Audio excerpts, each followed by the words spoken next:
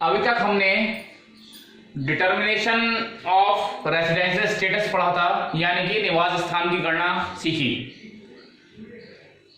8 प्रकार के पर्सन्स थे।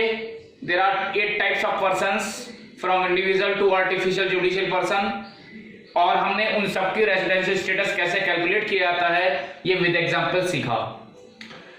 अब इस चैप्टर का दूसरा पार्ट आपका शुरू होगा, जिसमें आपको ये निकालना है कि किसी भी पर्सन की जो इनकम है वो कब टैक्सेबल होगी, कब टैक्सेबल नहीं होगी। यानी कि determination of income under residential status, यानी अकॉर्डिंग टू रेसिडेंशियल स्टेटस आपको निवास स्थान की स्थिति के आधार पर आपको ये कैलकुलेट करना है कि किसकी इनकम टैक्सेबल होगी या किसकी इनकम टैक्सेबल नहीं होगी। यानी हमें ध्यान रखिए, हमें ये नहीं निकालना है कि वो इनकम टैक्स कितना लगेगा उस पर, हमें ये कैलकुलेट करना है कि वो इनकम मानी जाएगी या नहीं मानी जाएगी, ये हमें कैलकुलेट करना है।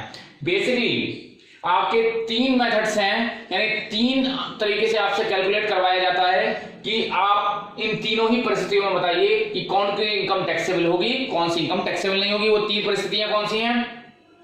नंबर 1 ऑर्डिनरी रेसिडेंट होने के लिए यानी साधारण निवासी होने के लिए, नंबर 2 नॉन ऑर्डिनरी के केस में यानी असाधारण निवासी के केस में, और नंबर 3 नॉन रेसिडेंट के केस में यानी कि अनिवासी के केस में। यानी कि आपको क्वेश्चन क्या दिया होगा, आपको डिफरेंट टाइप्स ऑफ इनकम्स दी गई होंगी जिनके साथ उनकी रकम दी गई होगी। आपसे कैलकुलेट क्या करवाया जाएगा, आपसे कैलकुलेट अमाउंट में 3 कॉलम करवाएगा।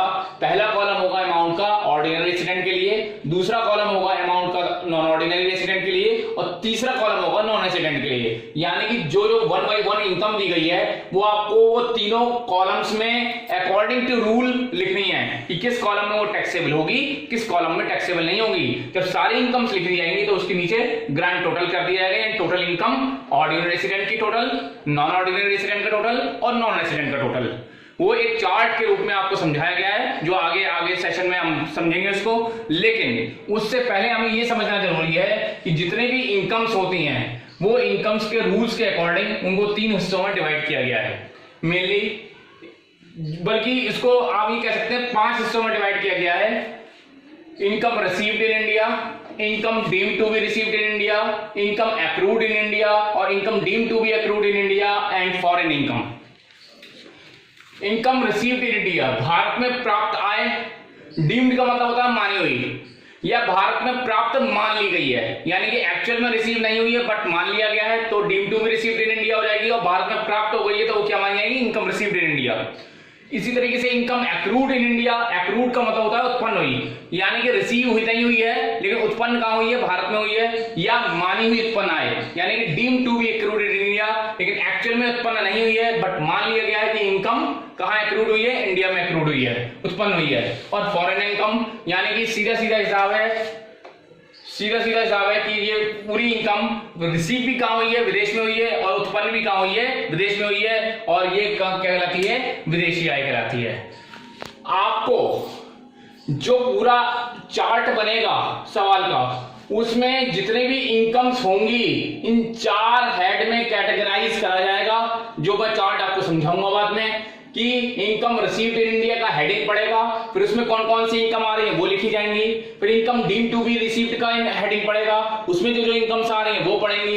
इनकम अक्रूड इन इंडिया का हेडिंग पड़ेगा, income deemed to be accrued in India का हेडिंग पड़ेगा, और एक हेडिंग और पड़ेगा कि मींस नॉट टैक्सेबल के पर्पस से वो आपको एक। और फिर क्या होगा, जितने भी आपको इनकम्स दी गई होंगी वो इनकम उन पर्टिकुलर हेड में आपको शो करनी होगी और फिर टोटल करना होगा। यानी कुल मिलाकर आपको टोटल इनकम निकालनी है, टैक्सेबल इनकम निकालनी है under ordinary resident, under non ordinary resident और अंडर नॉन रेसिडेंट। वो आपको कैसे करना है?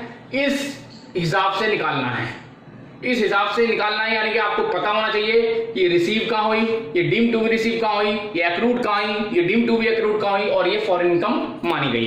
तो इस हिसाब से जो चार्ट है वो हम नेक्स्ट वीडियो में आपका वो चार्ट समझेंगे। आज इसकी received, deemed to be received, accrued, deemed to be accrued, foreign income की मैं आपको डिटेल लिखित वाली जो पेजेस आपको वीडियो में उसमें आपको ग्रुप में भेजूंगा, आप उसको पढ़ेंगे। कल मैं वो चार्ट आपको समझाऊंगा। Thank you.